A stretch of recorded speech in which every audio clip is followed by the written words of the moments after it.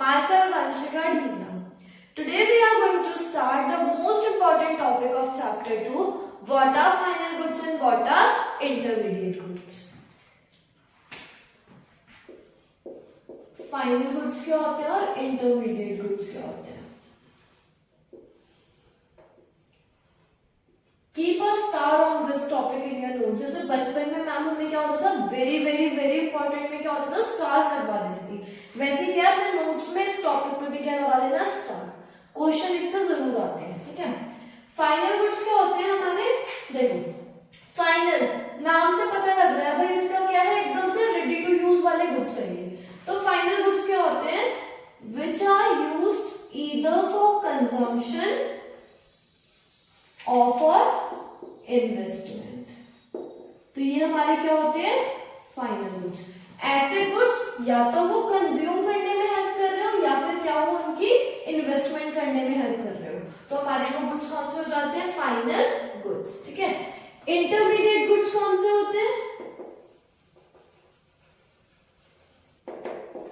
Intermediate goods ये क्या होते हैं, which are used either for resale, या तो खरीद के दोबारा बेचने में हो. ठीक है. या फिर क्या हो, further production in same year. ऐसे गुड्स को हम क्या कहते हैं, इंटरमीडिएट गुड्स. ठीक है. या तो रीसेल करने के पर्पज से हो, कोई भी चीज हमने परचेज करी दोबारा बेचने के लिए, या फर्दर प्रोडक्शन, उसमें कुछ ना कुछ प्रोसेसिंग करके वैल्यू ऐड करके हमने उसको क्या बनाया, फाइनल गुड बनाया. एग्जांपल्स देखते हैं चारों वर्ड्स के, consumption, investment, resale, further production. क्या क्या एग्जांपल होते हैं, देखो. कंजम्पशन, मैं शॉपकीपर पे गई. सबसे पहली चीज क्या होता है, किसी भी चीज को, किसी भी गुड को कैटेगराइज करने में कि वो फाइनल है या इंटरमीडिएट है, उसका एंड प्रोडक्ट मैटर करता है. ठीक है. एंड प्रोडक्ट क्या है, उसका बहुत ज्यादा जरूरी है. एंड प्रोडक्ट के बेसिस पे हम लोग उसको क्या करते हैं, कैटेगराइज करते हैं कि वो फाइनल गुड है या फिर इंटरमीडिएट गुड है. देखो कैसे, मैं शॉपकीपर पे गई, मैंने मिल्क परचेज करा. ठीक है. वो मिल्क मैंने परचेज करा डायरेक्टली कंज्यूम करने के लिए, अपने घर के पर्पस के लिए. ठीक है. तो वो मेरा क्या हो गया, कंजम्पशन के लिए यूज करा हमने, तो वो बन गया फाइनल गुड्स. अब मैं शॉपकीपर के पास गई, मतलब डेयरी वाले हैं. ठीक है. वो डेयरी जो बेचते हैं दूध घी वगैरह. ठीक है. वो क्या हुआ, गए बल्क में लेके आए मिल्क, डेयरी प्रोडक्ट मिल्क लेके आए, वो क्या करने के लिए, उसको बेचने के लिए. उसका एंड यूज क्या हुआ, रीसेलिंग. ठीक है. तो वो हमारा क्या बन गया, इंटरमीडिएट गुड. मिल्क परचेज करा है किसने, dairy shop, milk purchase by dairy shop. तो ये बन गया intermediate good. Further production same करके एग्जांपल देखते हैं. स्वीट्स जहां पे बनती है. ठीक है. उन्होंने क्या करा, मिल्क परचेज करा, शुगर परचेज करी. किसने परचेज करा, उन्होंने स्वीट्स बनाने के लिए, मतलब कुछ फर्दर प्रोसेसिंग मिल्क में ऐड करी, जिससे क्या बन गई, स्वीट्स बन गई. इसका एंड यूज क्या हुआ, इसका स्वीट बनाना. तो ये हमारा क्या हो गया, इंटरमीडिएट गुड. तो हमें क्या पता चला कि मिल्क एक टाइम पे फाइनल गुड भी हो सकता है और इंटरमीडिएट गुड्स भी हो सकता है. कैसे, अगर हम खुद के लिए लेके आ रहे हैं तो क्या बन गया, फाइनल गुड. अगर हम रीसेलिंग या फर्दर प्रोसेसिंग के लिए लेके आ रहे हैं तो क्या बन गया, इंटरमीडिएट. ठीक है. क्या समझ हुआ, इस बात से हमें क्या पता चला कि दोनों में कैटेगराइजेशन करने के लिए गुड के एंड प्रोडक्ट जरूरी है, एंड यूज जरूरी है. ठीक है. एंड यूज के बेसिस पे हम क्या करेंगे, उसको डिफाइन करेंगे कि it is either final good और इंटरमीडिएट गुड. नेक्स्ट इन्वेस्टमेंट की बात कर लेते हैं. कोई भी एक फर्म है. ठीक है. उन्होंने क्या करा, मशीनरी परचेज करी फॉर इन्वेस्टमेंट. ठीक है. कैपिटल फॉर्म करने के लिए. तो वो मेरा क्या बन गया, final goods. Got it. Second point देखते हैं फाइनल गुड और इंटरमीडिएट गुड्स का. देखो फाइनल गुड्स जो होते हैं ये national income and domestic income दोनों में इंक्लूड होते हैं. ठीक है. इंटरमीडिएट गुड्स क्या होते हैं, ना ही national income, neither national income nor domestic income, दोनों में से किसी में भी इंक्लूड नहीं होते हैं. ठीक है. तीसरा पॉइंट क्या हुआ, ये जो होता है हमारे फाइनल गुड्स जो होते हैं, इसकी कैसी डिमांड होती है? डायरेक्ट डिमांड होती है, क्योंकि ये कस्टमर को क्या होता है, डायरेक्टली सेटिस्फाई कर रहे होते हैं। इंटरमीडिएट गुड्स की क्या होती है? डेराइव्ड डिमांड होती है। डेराइव्ड डिमांड का मतलब क्या होता है? इसकी डिमांड जो है वो डिपेंडेंट करती है फाइनल गुड पे, ठीक है, किसी चीज पे डिपेंडेंट कर रही है, तो क्या होगी? Derived demand.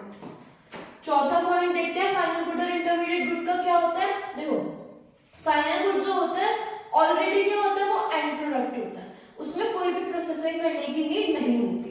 मतलब ये हमारा क्या होता है? एंड प्रोडक्ट होता है, ये हम कह सकते हैं रेडी टू यूज होता है, इसमें कोई भी वैल्यू ऐड करने की जरूरत नहीं होती है, ठीक है। इंटरमीडिएट गुड जो होता है, ये हमारा एंड प्रोडक्ट नहीं होता है, इसमें वैल्यू ऐड करने की नीड होती है। Got it? ये हमारा एंड प्रोडक्ट होता है, जैसा होता है वैसे बिकता है, इसमें वैल्यू ऐड करने की कहीं से कहीं तक नीड नहीं होती है। इंटरमीडिएट गुड जो होता है, ये हमारा एंड प्रोडक्ट नहीं होता, इसमें हम कुछ वैल्यू ऐड करेंगे तब जाके क्या बनेगा, वो एंड प्रोडक्ट बनेगा। एंड प्रोडक्ट का क्या मतलब होता है? फाइनल गुड बनेगा, तो इसमें हमें कुछ ना कुछ वैल्यू ऐड करने की नीड होती है, ठीक है। एग्जांपल देख लेते हैं। फाइनल गुड का क्या हो गया? मिल्क हमने परचेज करा है, किस लिए? कंजम्पशन करने के लिए, ठीक है। और क्या हो गया? कोल परचेज करिए इन्वेस्टमेंट के लिए, ठीक है। इसका इंटरमीडिएट का क्या एग्जांपल हो गया? मिल्क परचेज करा है किसने? डेयरी शॉप ने, किस चीज के लिए?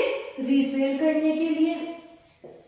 शुगर परचेज करिए स्वीट मेकर ने, किस चीज के लिए? स्वीट्स बनाने के लिए, मतलब फर्दर प्रोडक्शन करने के लिए, ठीक है। एक चीज और, अब क्या होता है इंटरमीडिएट गुड्स में एक चीज और ध्यान में रखनी होती है कि इसका जो फर्दर प्रोडक्शन होता है वो कौन से ईयर में होना चाहिए? सेम ईयर में। दैट मीन्स अगर उस ईयर से ज्यादा वो प्रोडक्ट पड़ा रहा, ठीक है, उस मतलब सेम ईयर, अगर मान लो जिसमें हमने परचेज करा, मिल्क मान लो सपोज परचेज करा, इतना लंबा स्टोर तो करेंगे नहीं, कोई और एग्जांपल लेते हैं। कोल परचेज करा, ठीक है, हमने क्या करा, उस कोल में कुछ ना कुछ प्रोसेसिंग के लिए हमने उसे परचेज करा है, तो वो जो कोल परचेज करा अगर वो 1 साल से ज्यादा पड़ा रहा, ठीक है, तो वो कौन सी कैटेगरी में आ जाएगा? फाइनल गुड की कैटेगरी में आ जाएगा। इसीलिए बोला उसकी फर्दर प्रोसेसिंग हो जानी चाहिए उसी ईयर में। सेम ईयर में हो गई तो वो क्या हो जाएगा? इंटरमीडिएट गुड रहेगा। बट क्या हुआ, अगर हमने उससे ज्यादा 1 साल से ज्यादा टाइम पीरियड अगर हमने उसको दे दिया किसी भी इंटरमीडिएट गुड को, तो वो नेचुरली किस कैटेगरी में आ जाएगा? फाइनल गुड्स की कैटेगरी में आ जाएगा, ठीक है। अब क्या होता है, एक एग्जांपल देखते हैं, जैसे वीट है, ठीक है, हमने मान लो सपोज वीट परचेज करी 800 की। अब ये वीट मैंने 800 की परचेज करी, अगर मैं इसको डायरेक्टली मार्केट में क्या कर रहा है? बेच रही हूँ, ठीक है, डायरेक्टली क्या कर रही हूँ, मतलब खरीद रही हूँ मैं उसको, कंजम्पशन करने के लिए लेके आ रही हूँ, तो ये मेरा क्या हो गया? फाइनल गुड हो गया, ठीक है। अब क्या हुआ, अगर मैंने वीट परचेज करी है रीसेल करने के लिए, तो क्या हो गया? वो इंटरमीडिएट गुड हो गया। अगर मैंने वीट परचेज करी है वीट से फ्लोर में कन्वर्ट करने के लिए, ठीक है, गेहूं से आटा बनाने के लिए अगर मैंने वीट परचेज करी है, तो वो मेरा फिर से क्या हो गया? Intermediate good. Got it? एक वीट के 3 यूज समझ में आए? कंजम्पशन, रीसेल और फर्दर प्रोडक्शन। अब देखो सपोज मैंने वीट परचेज करी है कितने की? 800 की। इस वीट में मैंने प्रोसेसिंग करी, इसको कन्वर्ट करा किसमें? फ्लोर में। मार्केट में क्या हुआ? ये फ्लोर बिका आफ्टर फर्दर प्रोसेसिंग कितने का? सपोज 1200 का, ठीक है, 800 की वीट 1200 का फ्लोर मार्केट में बिका, तो क्या हुआ? ये अब जो फ्लोर बन गया, ठीक है, ये फ्लोर मेरा कौन सा गुड बन गया? ये फाइनल गुड बन गया। और इस एग्जांपल में मेरी वीट कौन सा गुड है? इंटरमीडिएट गुड है, ठीक है, गॉट इट। अब देखो, अब क्या हुआ, ये फ्लोर जब 1200 का बिका, तो इसमें हम 800 की वैल्यू सेपरेटली नहीं जोड़ेंगे, ठीक है, नेशनल इनकम में इस 800 को हम सेपरेटली नहीं लिखेंगे, डायरेक्टली हम क्या लिखेंगे? फ्लोर की, मतलब 1200 की हमारे सेल हुई है। इससे क्या पता चला कि value of intermediate goods are not included in national income. It is automatically included in final good. इस 1200 रुपए में ये वाले 800 रुपए भी क्या है, इंक्लूडेड है। ठीक है, ये 1200 इस 800 को भी क्या करता है, अपने अंदर कंटेन करता है, तब जाके इसकी कीमत कितनी है, 1200 रुपए। Got it. ठीक है, तो अगर हम मान लो वीट को सेपरेटली लिख रहे हैं, फ्लोर को सेपरेटली लिख रहे हैं, तो ये हमारा क्या हो जाएगा, एक सिचुएशन अराइज हो जाएगी जिस सिचुएशन को हम क्या कहते हैं, डबल काउंटिंग। और नेशनल इनकम में डबल काउंटिंग वाली सिचुएशन हम कंसीडर नहीं करते। Got it. तो क्या है, हम इसमें वैल्यू ऑफ फाइनल गुड को नेशनल इनकम में इंक्लूड करेंगे, ये हमारी वैल्यू ऑफ इंटरमीडिएट गुड को हम नेशनल इनकम में कैलकुलेट या इंक्लूड नहीं करेंगे। Got it. एक बार सम अप कर लेते हैं।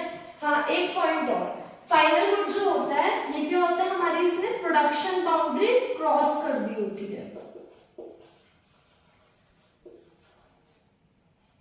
प्रोडक्शन बाउंड्री का क्या मतलब होता है, सपोज एक लाइन होती है, ठीक है, अगर इस लाइन के हम अंदर ही अंदर है तो कौन सा गुड है, ये इंटरमीडिएट। अगर हमने इस लाइन को क्रॉस कर दिया तो कौन सा गुड बन गया, फाइनल गुड।